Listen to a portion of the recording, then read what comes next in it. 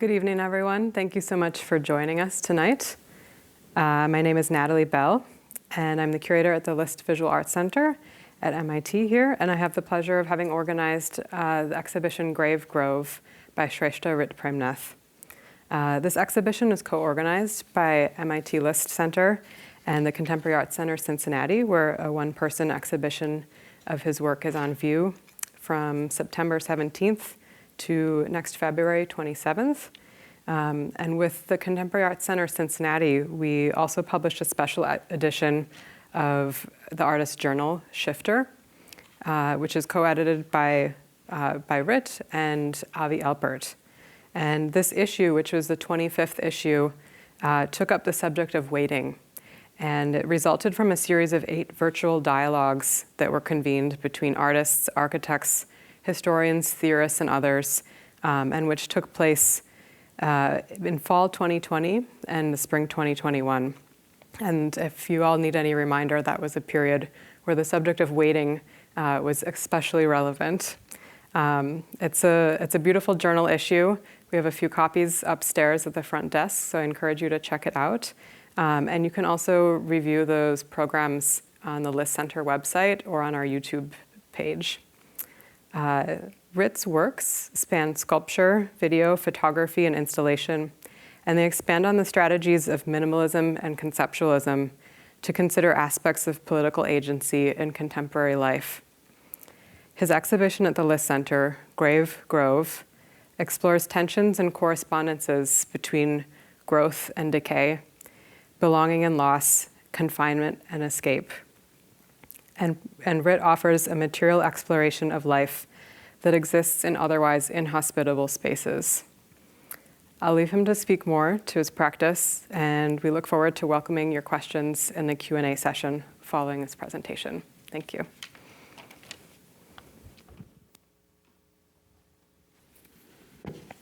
Thanks, Natalie. Thank you all for coming out on a Thursday night when you might have been out partying, I don't know. But my name is Sreshta Rit Premnath. I go by Rit. And I wanted to just begin by thanking the many, many people who a show like this doesn't happen on its own. And so first of all, Natalie Bell for all kinds of support over the last year, including planting plants and caring for them. Emily Garner, who organized this and helped us with the waiting series over the last year. Tim Lloyd, who helped with every aspect of putting the show together. And in the most sort of literal sense, Josh Rondeau and Tom were helping me actually install the work and make some of the work, which I can talk about later, and I'm super happy that Ash Inglis and some of her students are here today, and thank you so much for helping transplant some of the plants that are in the show, and to the food project for growing the plants, and finally Ariana Weber, who fights the pests on the plants on a daily basis. Wages war against them, so thank you to Ariana. I'm going to speak mostly to a body of, or a series of projects that I feel lead up to this one. So there's other work of mine that I won't be speaking about today, but I wanted to talk to you about a series of work that really began with a consideration around questions of occupation of space, which might seem like a very obvious and basic thing. We all occupy space. But of course, in a city like New York and in a city like Boston as well, space is highly contested. Not everyone has equal access to space. Space is incredibly expensive, and a lot of people have to precariously live wherever they find space. And so I started to think about this form that I call a slump as a shape the size of a body. it's really just a rectangle of material that has been cut just about enough to imply a body.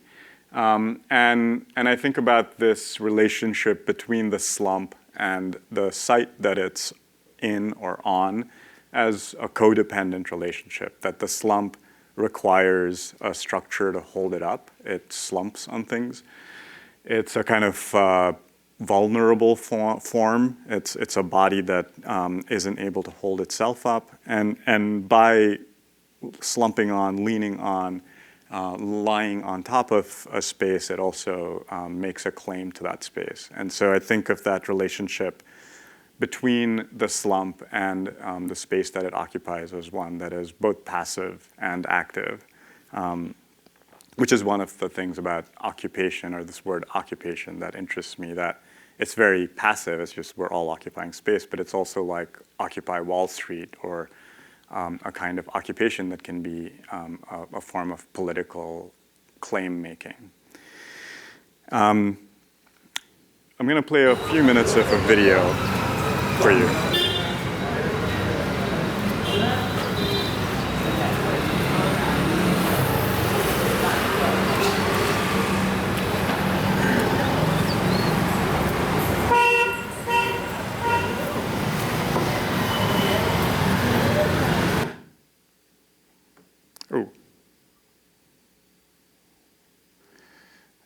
Sorry about that. PowerPoint quit on me. The video is titled Sleeping Dogs. It was shot in Kathmandu in Nepal. And let me open this as we speak. And I was really interested in how these stray dogs in Nepal sort of peacefully occupy space. They, of course, have no right to the space that they occupy, but they still are not disturbed by anyone. And you can see often they sort of like will perk their...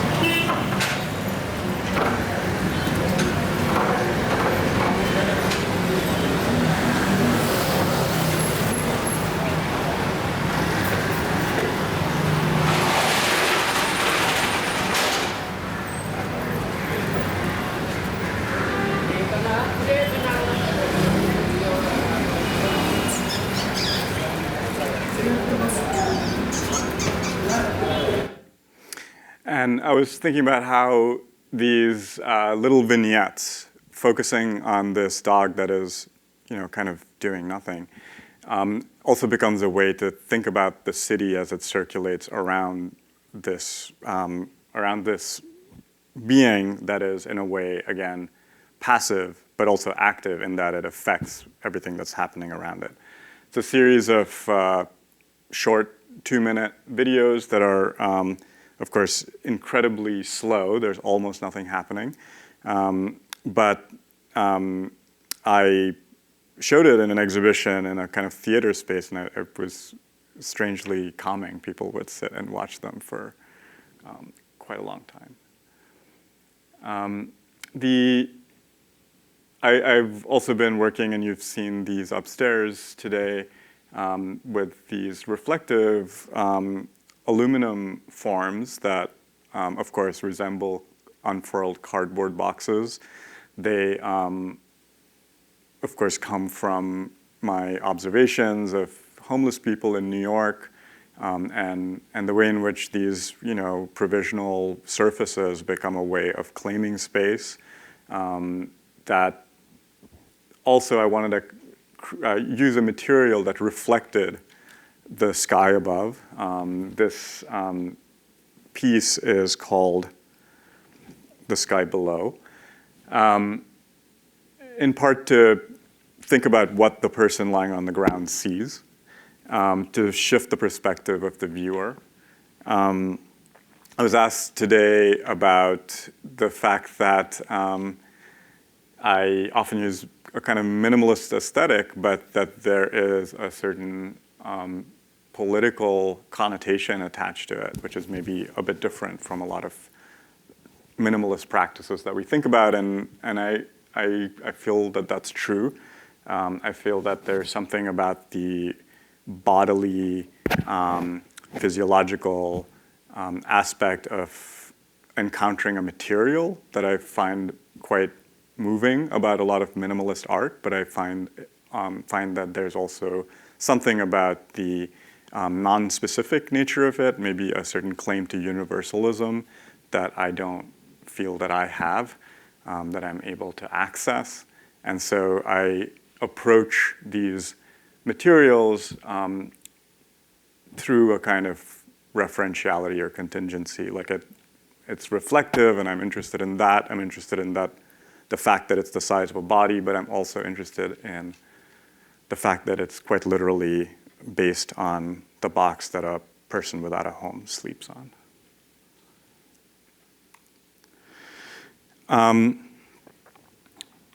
This project is called cadererose, and I wanted to talk about it briefly because it shifted my practice in a way.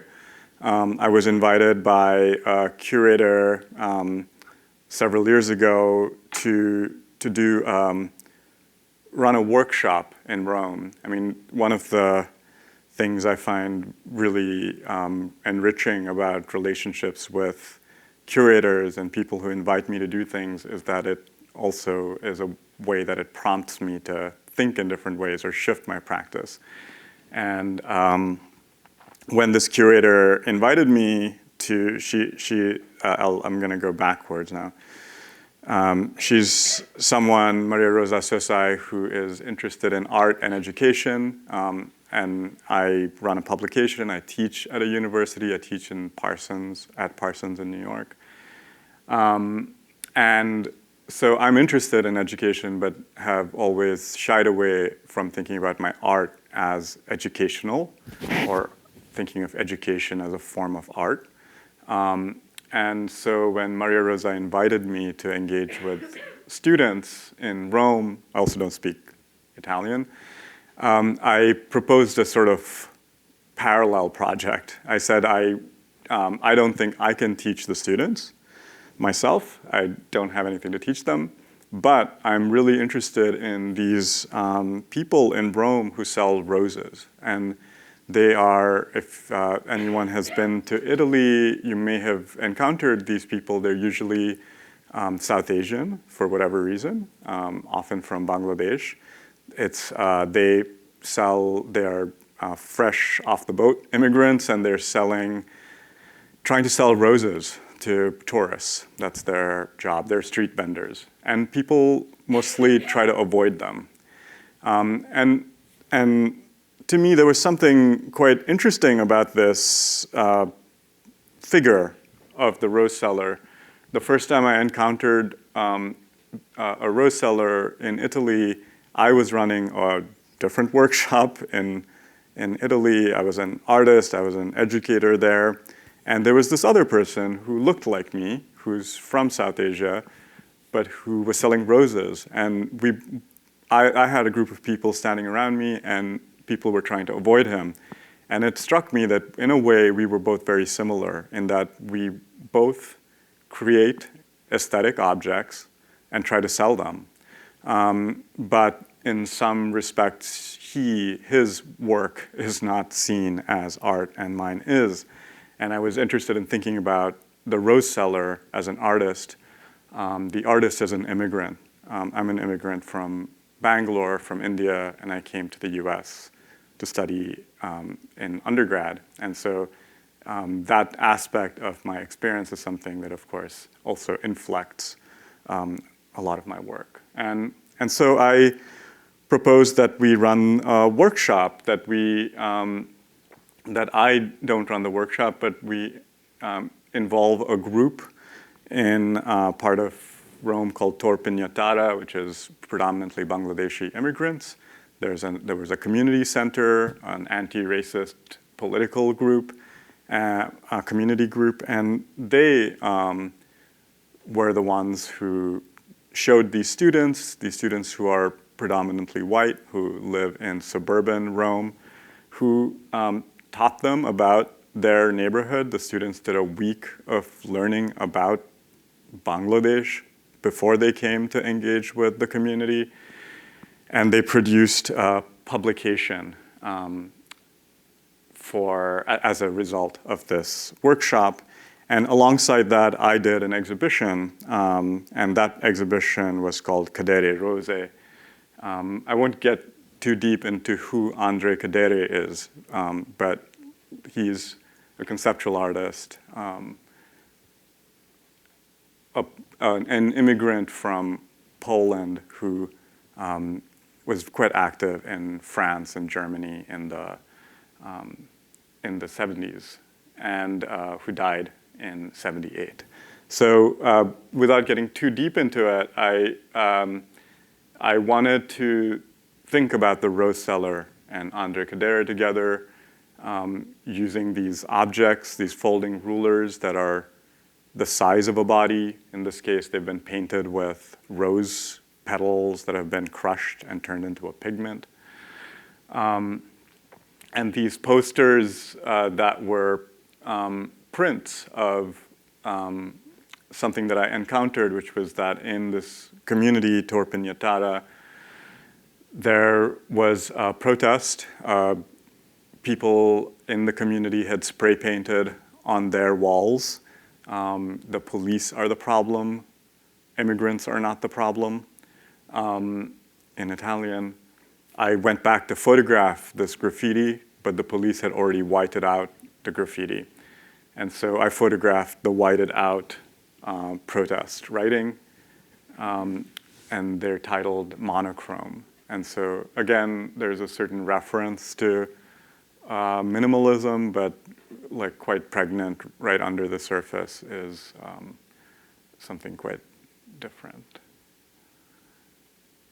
And finally, this moment, like a performative moment, I invited the rose seller who I had encountered in the first place to come to the book launch and opening. He said he couldn't because he sells roses at night. So I offered to buy as many roses as he would sell on a very good night in exchange for him to be a guest at the exhibition and to take the night off. And instead of attending my reception, I distributed roses outside, which and most people avoided me on their way to the opening. So it was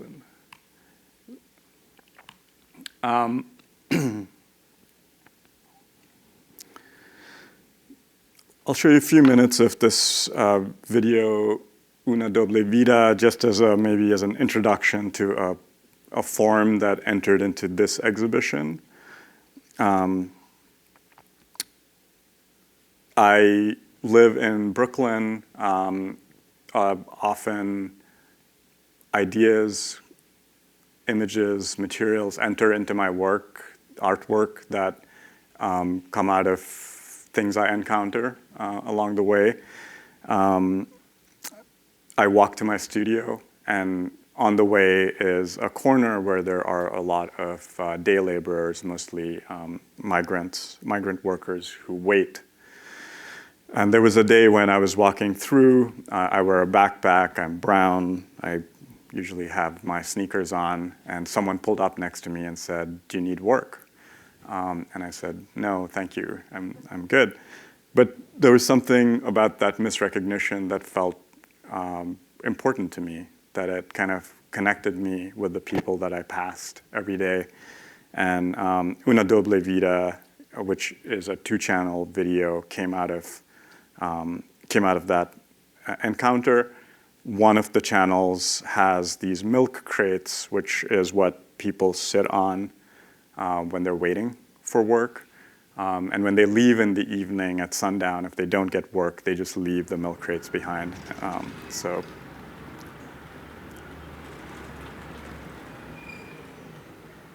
Del día al día, cómo se vive, ¿no? O sea, los días son días buenos, otros días malos. Yo lo que vivo es mi día a día, pero obviamente sí, yo pienso en un futuro para mí y para mi familia bueno. Por eso es la razón que nosotros venimos a este país, siendo como, estamos, al menos hablo de mi parte, estoy ilegal, ¿no? No tengo mis documentos ni nada. O sea, a mi futuro también sí lo doy mente, pero más pienso en el presente, ¿no?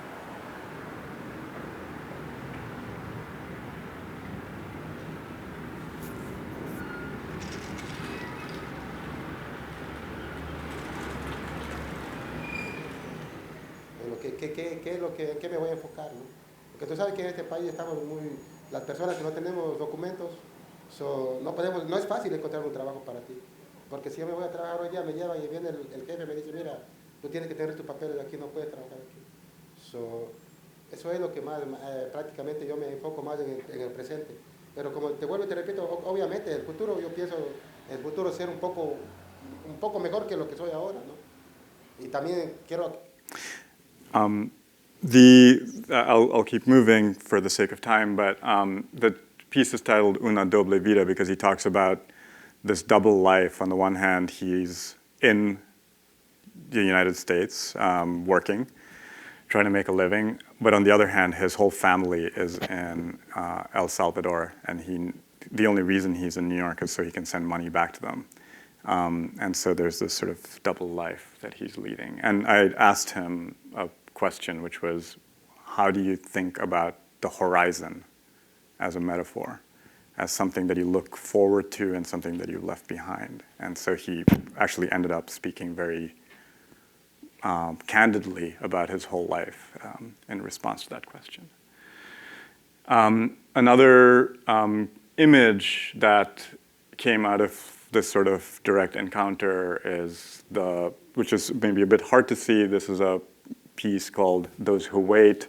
The front, or one side, let's say, the side that you're looking at is made by applying large black and white prints on corrugated plastic roofing material.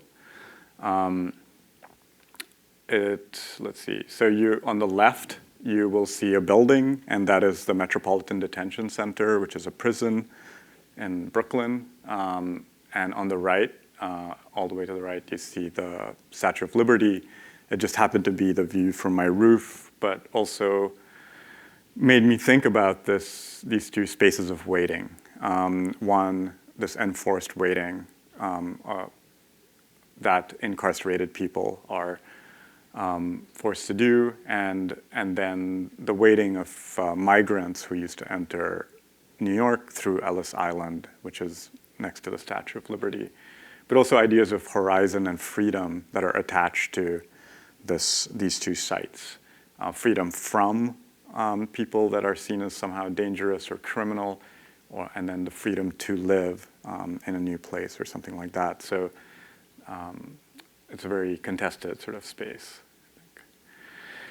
And the structure itself is held up by these bunk beds with these figures that are both, in a way, sleeping and falling off the beds. So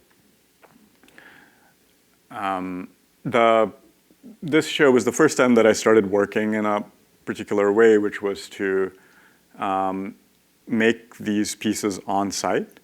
I had been making things in my studio and sending them to exhibitions, and it really restricted the scale and scope of the way I worked, I think. And for this exhibition, it was in Germany, and the curator invited me to do sort of a large piece, and I didn't want to have to make and ship something, so I proposed, why don't I come there for a week, and you give me an assistant, and I'll make it. And it was a pretty exhilarating, freeing, anxiety-provoking way of working that the first time I did it, I was like, I love this. I'm I'm just gonna work like this. And so soon after that, I had a solo exhibition at the Contemporary Art Gallery, Vancouver, and I decided that I was gonna work in this way, which at times felt like such a great idea. I was like, why haven't I always worked like this? And then at other times, it was like, this is a terrible idea. Like, it could all fail, you know, in that 1 week before the show. So, but I think it worked out. And I was quite happy with how the show turned out. It's, again, titled Those Who Wait. There's 3 materials, really. So I'd really constrained myself. There's emergency blankets, chain-linked fences, foam and plaster. And one of the things that shifted conceptually in this piece was that I had been thinking of these slumps as bodies in relation to space or architecture. And in that period before this exhibition, I had the opportunity to work for or work with this group called the New Sanctuary Coalition in New York. It's a group that does advocacy for undocumented migrants. And one of the things they do is called accompaniment. And it's when citizen, which I now am, accompanies an undocumented person going through legal proceedings to court.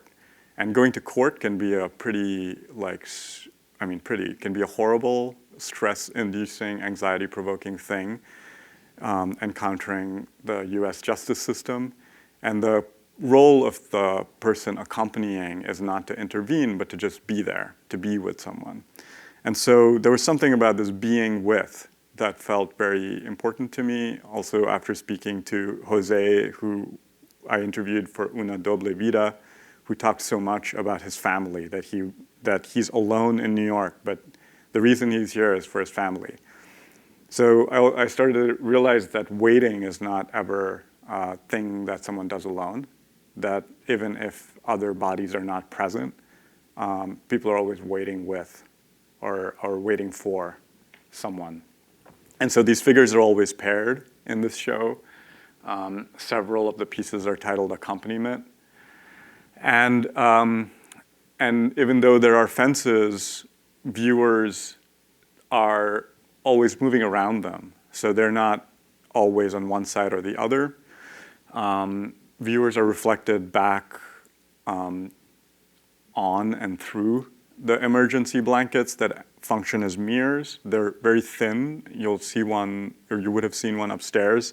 You'll notice that it's a very thin, kind of flimsy material, and when you look closely at it, you can actually look kind of through it. And so they're sort of like two-way mirrors in a way. And so there was something about both the harshness of it, the kind of coldness of this architecture of waiting, but also something about the decrepitude of everything, like everything's falling apart. That also, I think, gives it a different sort of time and a kind of humanity, maybe bodily presence. The other element that continues into this exhibition were these pieces that are called exit signs. Well, for obvious reasons, they look like exit signs. Each has 2 words on it, so I think of them as very minimal poems. They're not really opposites of each other, but they are kind of 2 words that I roll around in my mind as interconnected. So the piece, the exit sign to the left that you see says support, and on the other side it says separate. And here the exit sign says exile on one side and exhaust on the other. And I always think of them as 3-word poems because the 3rd word is always exit, because we kind of are thinking of exit signs.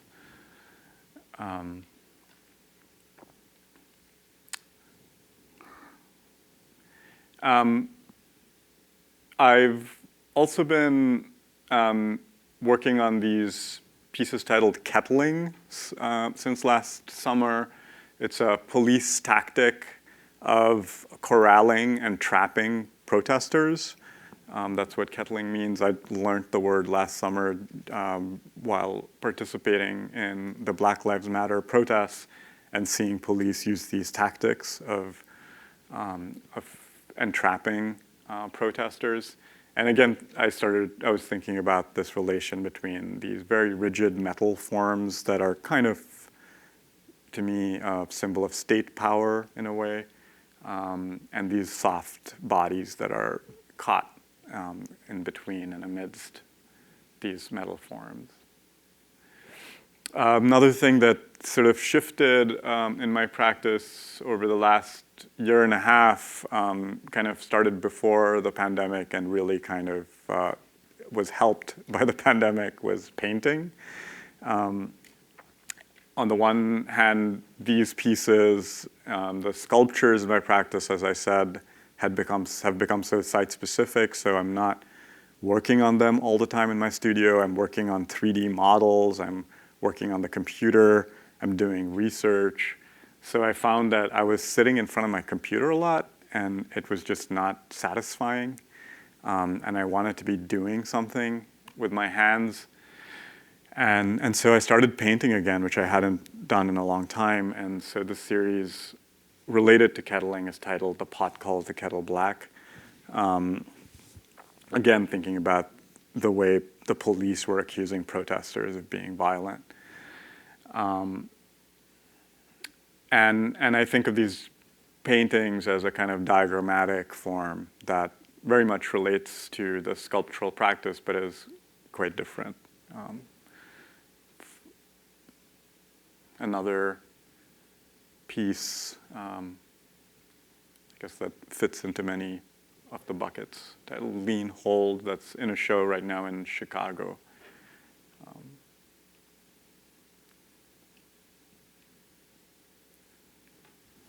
Another kettling from last summer.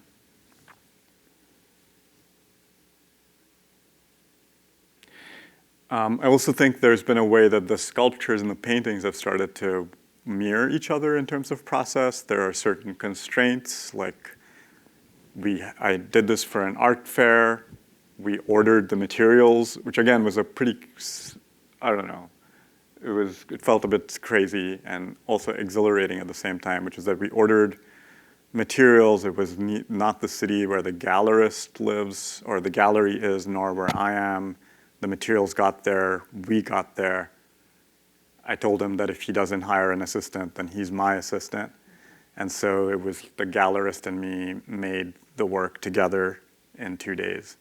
And it was fun. I highly recommend this way of working.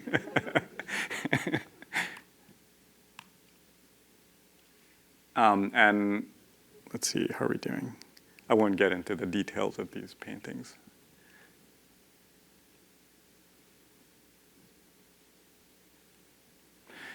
I wanted to shift now to Shifter, which is a publication that I started right out of undergrad again, like many years ago in 2004.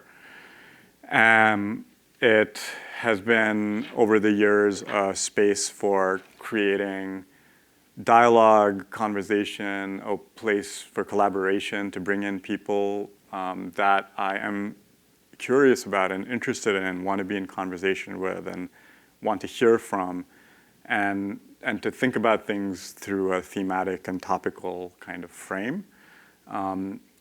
It's called a magazine. It's called Shifter Magazine, but when you look at the books, they're not really magazine-like. There's nothing about it that's magazine-like, but it's called a magazine.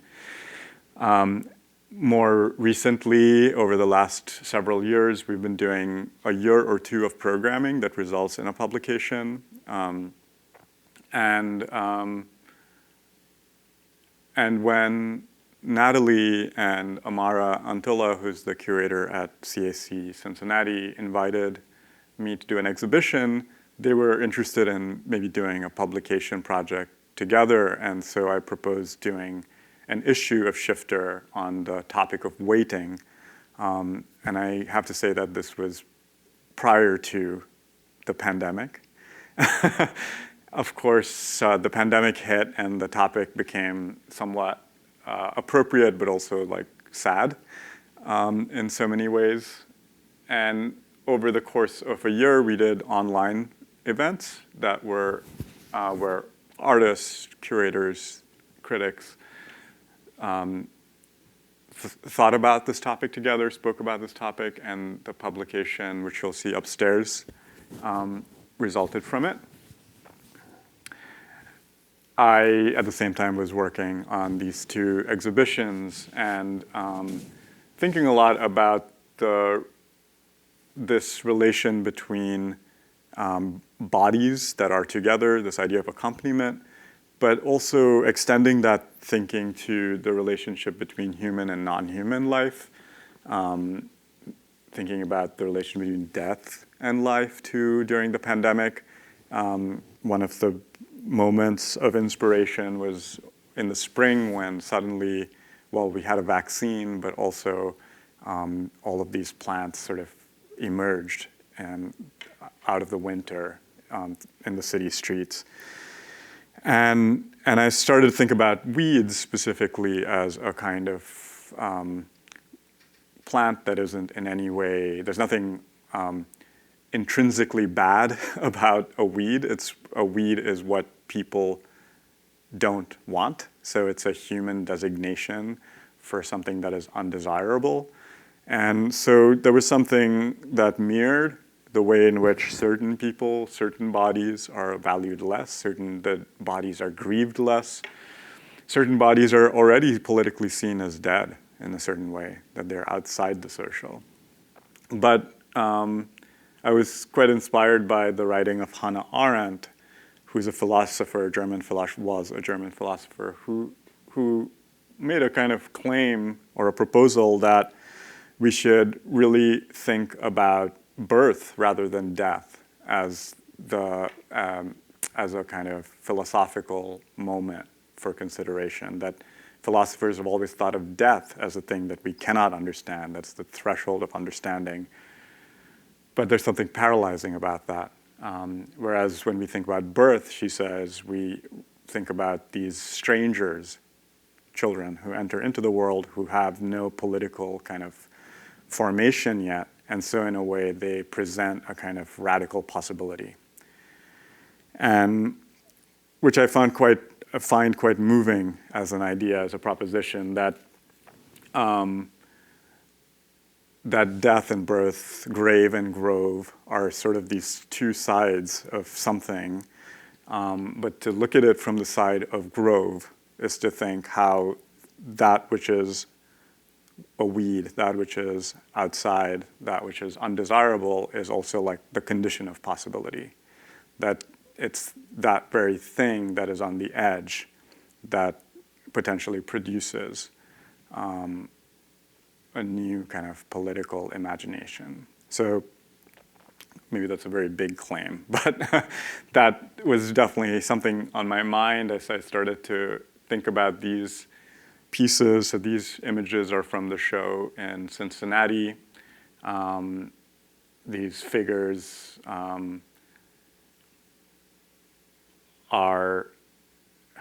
these figures that are suspended are all titled Falling. They're all pairs of slumps that are cinched in chain link fence and kind of suspended from the ceiling. Again, there are these bottles that you would have seen upstairs, these bottles that came out of thinking about, again, these same migrant laborers, about Jose and his bottle of water that he takes to work, but that he also has to pee in because he has no access to a toilet anywhere during the day. So in the evening, in that same street corner that I pass on my way to my studio, I find bottles filled with urine. And so to me, the bottle is a kind of body also. These IV tubes that entered into my thinking during the pandemic,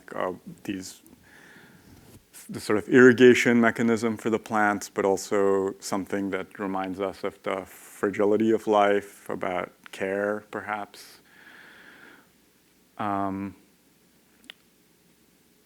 Yeah, and then these sort of cardboard box forms that create these edges. They're all titled fold. They create these edges out of which weeds grow. And then these sort of little poems, I guess, that become a way for me to frame the work. Of course, in moments like this, like I'm speaking to you, and so I'm describing the work in a certain way.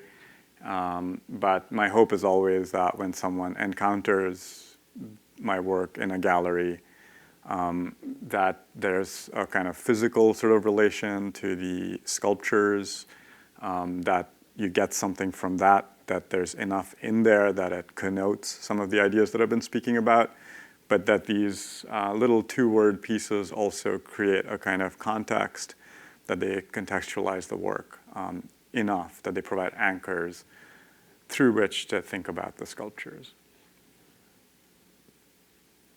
And then there were these ink paintings as well in Cincinnati, titled Margin.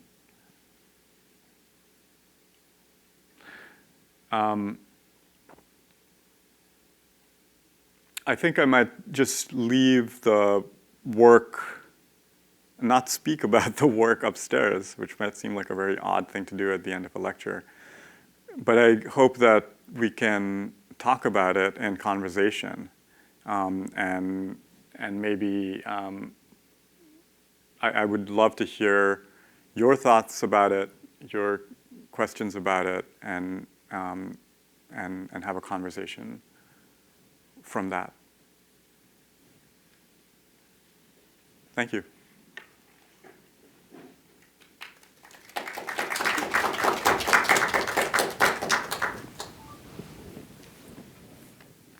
Leave it on that.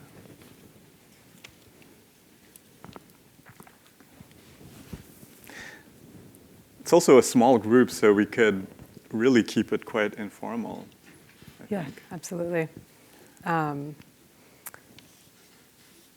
want to kick it off with some, well, at least one question about materials that came up for me as you were speaking. I was really struck how the surfaces in the show and in a lot of your previous works, whether it's the aluminum or the emergency blankets, are these reflective surfaces, which in contemporary art and minimalist art have often been a way of implicating the viewer, because as you're walking around them, you see yourself and you're in the work then. But often in a lot of contemporary works, they're really about a kind of pristine finish.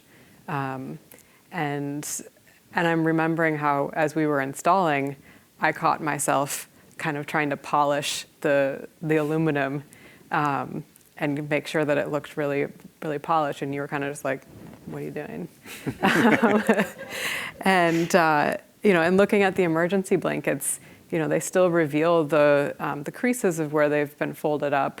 And it's very clear how they've been taped with a metallic tape to the chain link frame. And I wonder if you want to respond to that and speak about why you prefer these imperfect surfaces, and specifically these imperfect reflective surfaces, and if that's something that you've negotiated in other aspects of your practice in terms of using materials that are often industrial ready-mades or readily available, and how you approach finish or a kind of stereotypically polished look in work, and how you think about that. Yeah, it's a good question, because I'm also sort of wrapping my mind around it. I find myself in moments like this where there's a museum exhibition, where there's a lot of staff, like a lot of people who are charged with caring for the work, and part of that relationship is also that the artist has to say, like, now the work is done. Now, like, keep it like this, right? Like, from this point on, like, don't let it change. So there's an aspect of, like, of stopping a work that is, whereas when it's in the studio, it's always, like, changing. So I think, like, there's a way that this material, this aluminum, it's called mill finish, which means that they haven't finished it. It's how it comes out of the mill. Then they water jet cut it, and it picks up whatever marks from the production process, and it arrives. But it's still pretty reflective. But it contains all of these little scratches. And to me, there's a kind of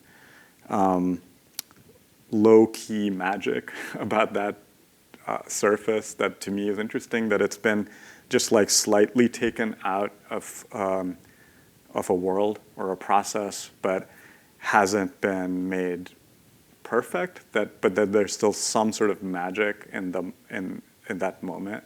Same with the emergency blankets, that there's something very clear about the fact that it's an emergency blanket, that it's stretched, there's tape, there are these frames. Like, none of it is perfectly produced, because everything is produced for a purpose that is not art, you know?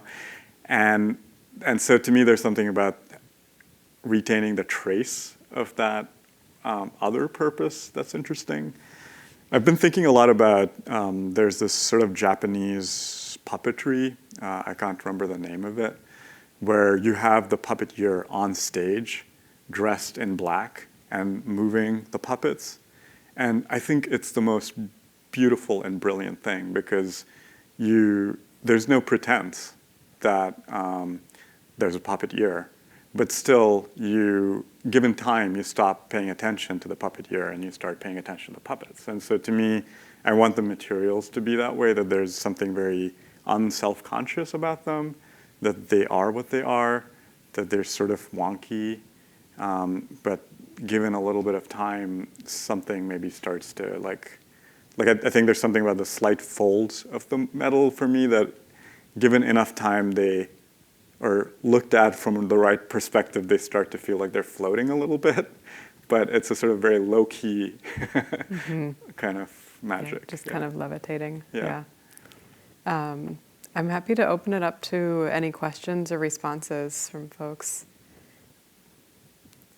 If I may, I wanted to actually follow up with that question, because I had a very interesting conversation with a group of students that were in a philosophy class in your exhibition last week. And we were talking, they explored the show, and we sat there, and then we started piecing it together. And so we talked about the importance of the materiality.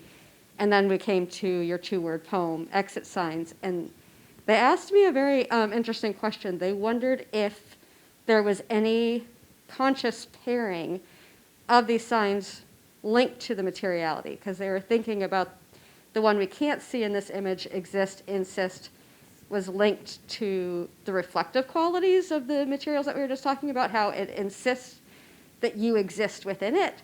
And so they started making these very interesting connotations, like the grave grove, they thought automatically, linked to plants. So I didn't know if there was any thoughtful choices of the 2-word poems with the materiality of the sculptural pieces. Or if that's just what started coming out when they were looking in the space. Yeah, I mean, completely, yes. So the short answer is yes. The longer answer is, for example, one of the exit signs I showed you was lean hold, which is in Cincinnati. It's not here.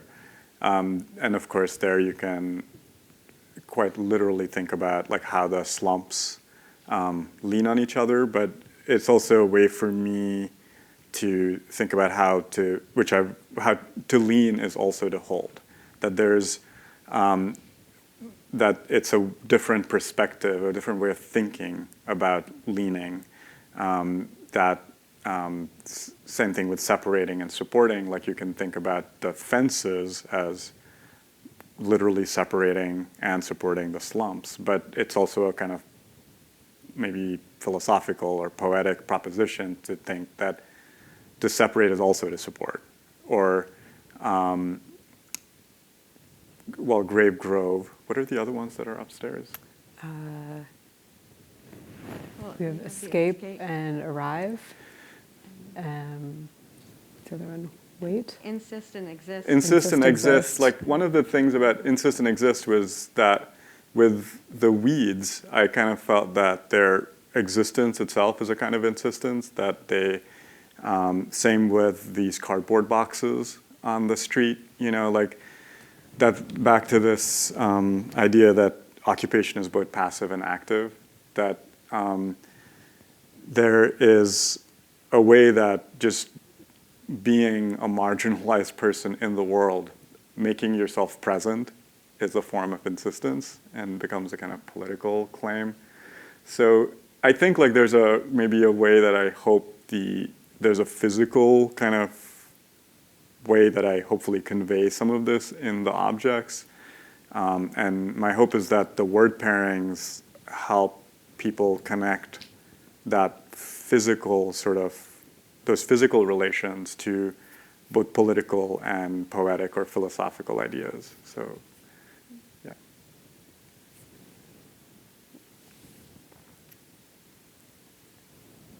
Does anyone else have a question that they feel like bringing to Rit, or? I just wanted to comment. I'm Danielle. I run the Daily Greenhouse. Oh, thank you, Danielle. Did you want the microphone? Sure. I didn't recognize you with your mask. Yeah, no problem.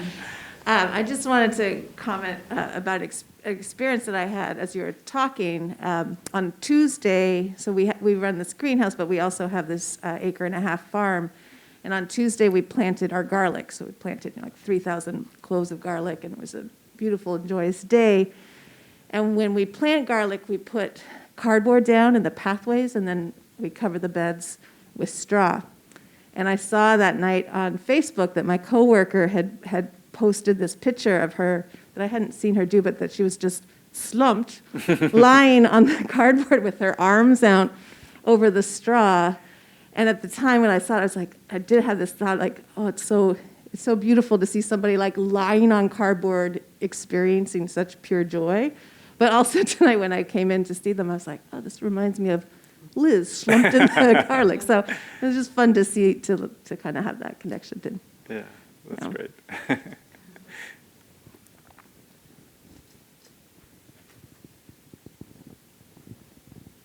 My question, or it's more of an inquiry, it relates to that in a way, and I'm wondering if you have in the past, or perhaps thinking about in the future, involving performance with your art. I see these kneeled or bent over pieces as replacements of physical beings. I see the other aspect as being props or stage sets. Just that, and then some of the language that you use are so physical and involve such movement. I'm wondering if that ever has floated in your head. I think the closest I came to that was with the sort of gesture, performative gesture that I did in Rome, which I felt so ambivalent about that I didn't talk about it I only started talking about it recently and started using that photograph in talks. So just in terms of my personality, I always find it difficult for me to put my body into an exhibition, but I do think about the work in a very as performative, as bodily. I've been thinking about sound quite a bit recently, and maybe that'll happen in the future, especially sound as something that physically vibrates a surface and materials containing sound. So, and maybe that's a way that like a temporal or performative element might enter.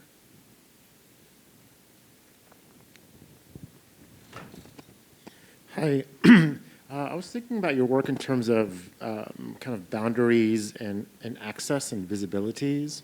So like the chain link is very interesting because it's a physical barrier but not a visual barrier. So you can see into things but you can't get there, or like the dog or the workers are highly visible but they're unseen. But yet there are other gestures like that piece with the jail and Statue of Liberty, which are about a kind of barrier with multiple visibility. So I was hoping you could kind of unpack that a little bit. Wow, that's a great question. I think, yeah, like this, what you said, I think is really on my mind, the way in which the fence is not simply something that you can see through, but it's also quite a flimsy barrier. But still, there's something about it that is, it's symbolic. It's a way of, again, insisting on an edge that you cannot enter this. It's also a way of saying that once you enter, there might be other forms of enforcement beyond it. So there's a way that a kind of gesture of boundary making, however visible or invisible, is a kind of statement that can be backed up with other forms of state power or something like that.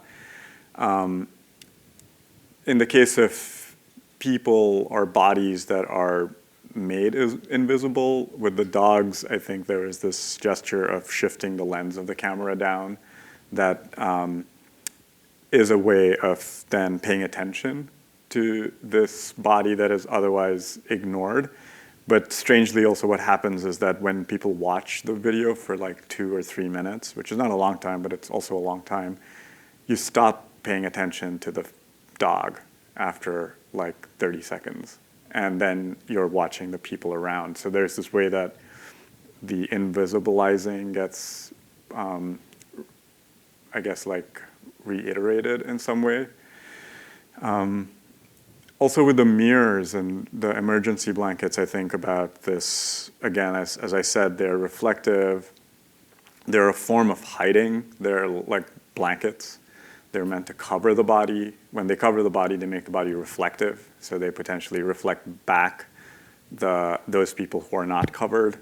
In the case of those images of these holding cells in which migrant children were kept with like their foam mattresses and emergency blankets, like presumably the people reflected would be the guards.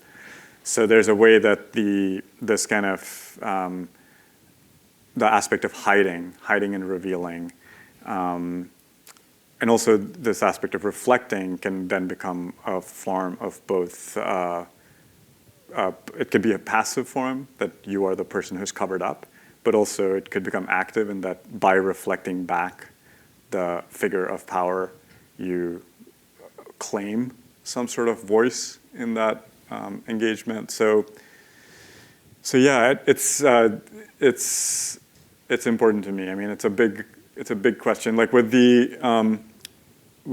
the prison and the Statue of Liberty piece, like another aspect of, and the corrugated plastic, which is like it's like 8 feet tall and it's opaque. So it's a real kind of opaque barrier that you have to walk around to see the other side of the piece. There's a very clear recto verso in that piece, and not being able to see the whole piece at once. Also thinking about the bodies that hold up the structure of the piece. But the other aspect of it that's important to me is like legibility and illegibility, like the speed of legibility. So to me, like slowness is important, that there's a kind of, that a work resists a little bit, but also kind of draws you in, like there's some kind of play between the two. So those large corrugated pieces with the prism, the prints are torn, so they're actually like quite difficult to decipher. And I don't know if, like what, I see them very clearly because I made them, but usually when I show them in lectures and talk to them, most people are like, what are you talking about? Like I don't see anything. But I feel like they're more legible in an image, and they're even harder to read when you encounter them in space. And for me, it's a way of really trying to slow down photographs, because I want them to be at the same speed as the sculptures. And the poems, too, are like a way of really slowing down language for me. Like I'm always I write a lot, I edit a publication, so writing is a part of my practice in many ways, but when it comes to my artwork, I'm anxious around writing because it is the first thing that people go to in order to like understand what they're looking at. And I want to slow it down. And so like I prefer to give people like a couple of words, you know, like as a generous offering to use as keys, but to because for me, like that kind of that encounter with these boundaries of like, am I inside? Am I outside? Am I looking through something? Am I looking at myself? Like all of that is part of what produces the meaning. So it's not simply a metaphor. So it's a very long answer.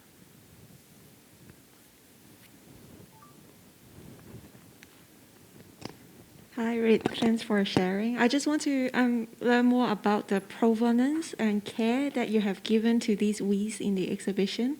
Because when other species or plants introduced in a gallery space, it's always quite sensitive in terms of where they go, where they come from, and where they go afterwards. So we'd love to learn more about that. Yeah. Well, where they go afterwards is a good question. We have been thinking about that. It's still unresolved only because the show ends in February, so it's going to be like the dead of winter, so we can't put them back out, or we could, they would die. So where they come from, of course, is really important, and we actually have like everyone who was involved with the where they come from. The horticulture team is in the house. Is here, is like representing. I mean, one of the things that was I think really interesting in both exhibitions was working with people who are, like experts at growing plants, and that's what they do. But it's also sort of like an odd request to be like, can I grow like weeds in your nursery? Like it brings up like a whole bunch of questions. Like, wait, are you like bringing weeds from outside? And if so, like, are you going to in some way mess up the ecosystem within my nursery? Are they going to spread and take over the plants that we are carefully trying to grow? Like, there are all of these questions around like what we normally intentionally grow and what we don't.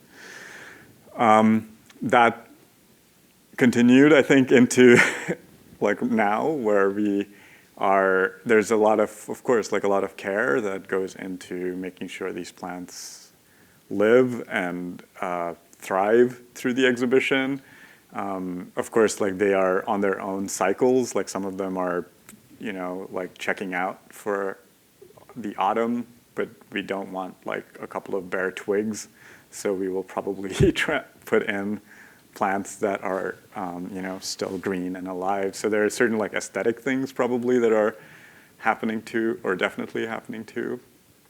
Yeah, I mean, I don't. One of the books that came into my orbit when I was thinking about all of this, which then helped my thinking a lot, was this book by Peter Tredici, who is an emeritus professor from Harvard, who wrote a book called Wild Native Plants of the Northeast, Wild Urban Plants of the Northeast, not native, and in which he makes a very compelling argument about why we should not think about these plants as weeds, but we should think of them as wild urban plants, because a lot of them are edible, a lot of them do all of the things we want plants to do to prevent, to help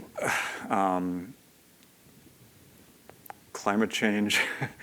And if they are thriving in the kind of horrible conditions of the city, then why wouldn't we allow them to thrive and pay attention to them and think of them as valuable? Let's say shift our perspective on them. So I think like the project has been interesting as a kind of learning experience for me, definitely, and I feel like also for the other people who've been involved with it, like just as a thing of like, oh yeah, let's think about that now.